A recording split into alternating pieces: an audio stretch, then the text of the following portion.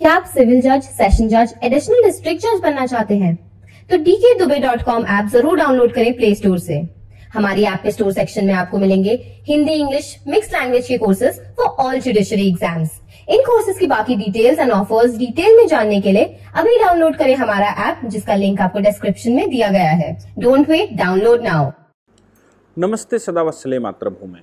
मैं लगातार ये कहता आया हूँ कि यूएसए वहाँ से भागा नहीं, यूएसए ने मैदान छोड़ा नहीं। यूएसए ने दोहा में चरमपंथी तालिबान आतंकवादियों के साथ एक समझौता किया।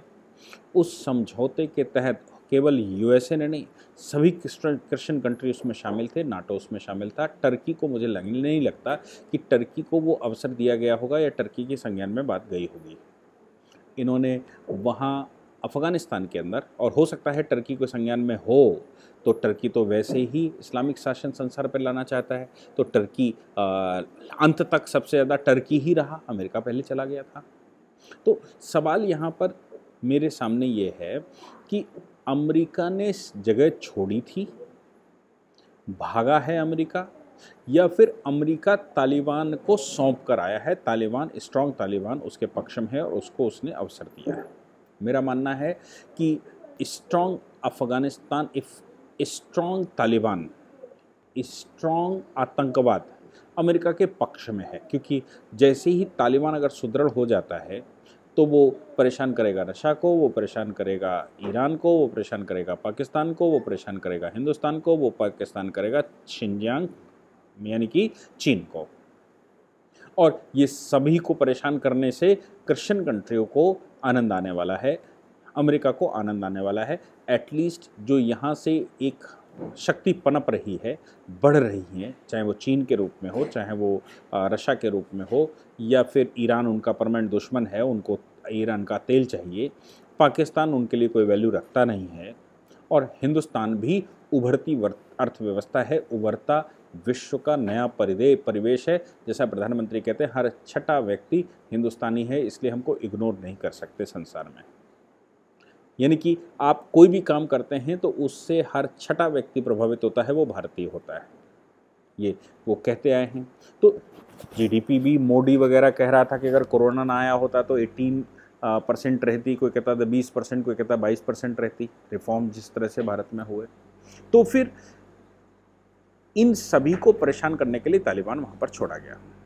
अब सवाल ये पैदा होता है कि अगर अमेरिका बोनाफाइड इंटेंशन के साथ उस जगह को छोड़ता, बोनाफाइड इंटेंशन के साथ क्या मतलब है कि अमेरिका ये सोचता कि नहीं, अफगानिस्तान में आतंकवाद को पनपने नहीं देंगे और हम भी जा रहे हैं, तो क्या क्या रेमेडी हैं इंटरनेशनल लॉ में। मैं आपको बताऊं कि यूएनओ जब बना सेकेंड वर्ल्ड वार के बाद, क्योंकि फर्स्ट वर्ल्ड वार के बाद भी एक ऑर्गेनाइजेशन बनी थी जिसको लीग ऑफ नेशंस कहा जाता था। फिर उसके बाद सेकेंड वर्ल्ड वार के बाद एक ऑर्गेनाइजेशन बनी जिसको आज यूएनओ कहते हैं। लीग ऑफ नेशन को समाप्त होने में बहुत ज़्यादा समय नहीं लगा था, 20 वर्ष में वो युद्ध में दोबारा चले गए थे। और इसीलिए यूएनओ बनते समय ये विचार भी हुआ था कि वाकई में लीग ऑफ नेशन असफल क्यों हुआ। तो पता लगा कि लीग ऑफ नेशन असफल इसलिए हुआ क्योंकि साम्राज्यवाद को समाप्त नहीं किया गया था, इसलिए लीग ऑफ नेशन असफल रहा, क्योंकि सबके अपने अपने हित थे, अपने अपने तरीके से वो करते थे और कोई भी क्विट करके चला जाता था वहाँ से, और बिना सभी की यूनिनिमस सहमति की कोई नया सदस्य नहीं बन सकता था उसमें। ये बहुत सारी कमियां लीग ऑफ नेशंस में थी। लीग ऑफ नेशंस में भी उस समय कुछ इसी प्रकार की ऑर्गन्स थी। जब यूएनओ बना तो यूएनओ की बड़ी ऑर्गन्स कौन कौन सी हुई? सबसे पहले जनरल असेंबली, जिसमें अभी अभी आपने देखा कि हमारे प्रधानमंत्री बोलकर आए हैं। दूसरी बड़ी ऑर्गन जो इफेक्टिव है वो है सिक्योरिटी काउंसिल। तीसरी बड़ी ऑर्गेनाइजेशन और ऑर्गन है उसकी, वो है international court of justice. League of Nations में उसको permanent court of justice, arbitration कहते थे, अभी इंटरनेशनल कोर्ट ऑफ जस्टिस उसका नाम रख दिया। चौथी ऑर्गन उसकी है इकोनॉमिक एंड सोशल काउंसिल। पांचवी ट्रस्टीशिप काउंसिल। ये मुख्य ऑर्गन उसकी है। तो इन मुख्य ऑर्गन और पांच छठा अगर कहें तो सेक्रेटरीट यानी कि सचिवालय। मैं पांचवी ऑर्गेनाइजेशन की बात करता हूं, इसको वैनिशिंग पॉइंट भी कहते हैं, डिफंक्टेड ऑर्गेनाइजेशन कहते हैं, डिफंक्टेड ऑर्गन कहते हैं, और डिफंक्टेड ऑर्गन का नाम है ट्रस्टीशिप काउंसिल। तो ट्रस्टीशिप काउंसिल का आखिर काम क्या है? ट्रस्टीशिप काउंसिल का काम था कि जब किसी देश में गृह युद्ध हो जाए, जब कोई देश में मानवता समाप्त हो रही हो, जब कोई देश सिविलाइज्ड न रहे, उसमें गृह युद्ध ऐसा हो जाए कि अब वहाँ कोई सलूशन नहीं निकाल सकते, किसी ने कब्जा कर लिया, लोगों को मार रहे हैं, आतंकवादी पनप रहे हैं, हत्याएं हो रही हैं, ऐसी कोई सिचुएशन अगर किसी देश में आती, या फिर कोई देश जिसका कब्जा दूसरे देश पर है, उपनिवेशवाद समाप्त होने पर वो उस देश को छोड़कर जाएगा। मैंने जैसे कहा कि यूएनओ में ये तय हुआ कि उपनिवेशवाद खत्म करना है। अब उपनिवेशवाद अगर खत्म करना है तो जो कंट्री उसमें बैठा हुआ है उसको वहाँ से जाना है। जैसे भारत में ब्रिटेन बैठा हुआ था, अब ब्रिटेन को यहाँ से जाना है। लेकिन यहाँ की खास बात ये थी कि ट्रस्टीशिप काउंसिल को भारत इसलिए नहीं दिया जा सकता था क्योंकि भारत में ऑलरेडी एक कार्यवाहक सरकार बन चुकी थी। 1946 में ही संविधान बनना शुरू हो गया था, और 1946 में जो संविधान बनना शुरू हो गया था यूएनओ बनने के बाद, तो सिस्टमेटिक तरीके से सत्ता हस्तांतरण होना था। और उससे पहले तो हमारे यहाँ डुअल गवर्नमेंट बननी शुरू हो गई थी। 1919 का जो रिफॉर्म आया था, चेम्सफोर्ड रिफॉर्म में ही हमारे यहाँ उत्तरदायी सरकार या स्वायत्त शासन का कुछ व्यवस्था धीरे धीरे होने लगी थी, इंडियन रिप्रेजेंटेशन शुरू हो गया था। और जब गवर्नमेंट ऑफ इंडिया एक्ट 1935 आया तो गवर्नमेंट ऑफ इंडिया एक्ट 1935 में ये व्यवस्था की गई भाई भारतीय लोग भी डिसीजन मेकिंग में शामिल होंगे। तो फिर आप सोच सकते हैं कि भारत शासन अधिनियम 1935 में बहुत कुछ हो चुका था। इसलिए भारत को ट्रस्टीशिप काउंसिल को भारत से अंग्रेज जाएगा तो सत्ता आसानी से हस्तांतरित करके जाएगा जो यहाँ पॉलिटिकल पार्टी है। लेकिन जहां से उसको जाना है और वहां कोई पॉलिटिकल पार्टी नहीं बन पा रही है, वो राष्ट्रत्व का गुण धारण नहीं कर सकती, तो उसको कैसे रिकॉग्नाइज किया जाए? मतलब ये था कि रिकॉग्नाइज करने के लिए, किसी भी कंट्री को रिकॉग्नाइज करने के लिए 2-3 चीज़ों की ज़रूरत पड़ती है। एक तो ये है कि उसकी एक टेरिटरी हो, दूसरा ये है कि वहाँ एक सरकार हो, मतलब पॉलिटिकल विल हो, तीसरा ये है कि पॉलिटिकली मैनेज करने की शक्ति हो, और चौथा ये है कि उसके पास अपने संसाधन हों। पांचवा ये है कि जनता, जो वहाँ के रहने वाले लोग हैं, वो अपनी सरकार पर विश्वास करते हों, उनको वो अपना लीडर मानते हों, रिप्रेजेंटेटिव मानते हों, तो फिर उस पर स्टेट हुड हो जाता है, यानी कि वो राष्ट्र का एक गुण धारण करता है। और राष्ट्र का जब गुण धारण करता है तो उसको फिर रिकॉग्नाइज किया जा सकता है, उसको राष्ट्र घोषित किया जा सकता है, उसके साथ डिप्लोमेटिक रिलेशन बनाए जा सकते हैं और सब कुछ, और उसमें सत्ता हस्तांतरण भी किया जा सकता है। तो फिर जब संसार में फ्रांस, ब्रिटेन, इटली या नीदरलैंड, इन लोगों ने कब्जे करके रखे थे, इनको अगर वहाँ से जाना है और वहाँ कोई पॉलिटिकल विल इस्टेब्लिश नहीं हो पाई, ये राष्ट्रत्व के गुण कोई धारण नहीं कर सकता, लेकिन इनको जाना है, तो फिर क्या होगा उस देश में? इस देश से जाएंगे कैसे? क्या सदैव बैठे रहेंगे या फिर कोई और सोल्यूशन है? उसके लिए जब परमानेंट कोर्ट ऑफ जब लीग ऑफ नेशंस बना था, तो लीग ऑफ नेशंस में भी एक हमने काउंसिल बनाई थी जिसको ट्रस्टीशिप काउंसिल कहते थे। एक बड़ा इलस्ट्रेशन उसका था ट्रस्टीशिप काउंसिल का, कि जिसको नॉर्थ वेस्ट अफ्रीका उस समय कहा जाता था, आज उसको नामीबिया कहते हैं। नॉर्थ वेस्ट अफ्रीका से जब लीग ऑफ नेशन मतलब पहला फर्स्ट वर्ल्ड वॉर ख़त्म हुआ, तो नॉर्थ वेस्ट अफ्रीका को दे दिया गया ट्रस्टीशिप काउंसिल को।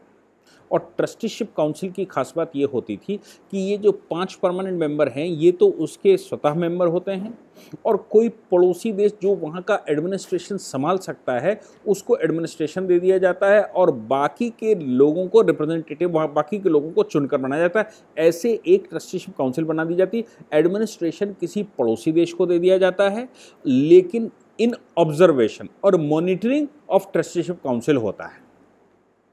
वो ट्रस्टीशिप काउंसिल को जो कंट्री वहाँ पर बैठा है, जो एडमिनिस्ट्रेशन वहाँ का देख रहा है, जो वहाँ के इंटरनल अफेयर्स देख रहा है, वो रिपोर्टिंग करता है और बताता है ट्रस्टीशिप काउंसिल को कि क्या सही है, क्या गलत है, क्या चल सकता है, क्या नहीं चल सकता है, क्या हमें आवश्यकता है, क्या नहीं आवश्यकता है और कैसे चलेगा।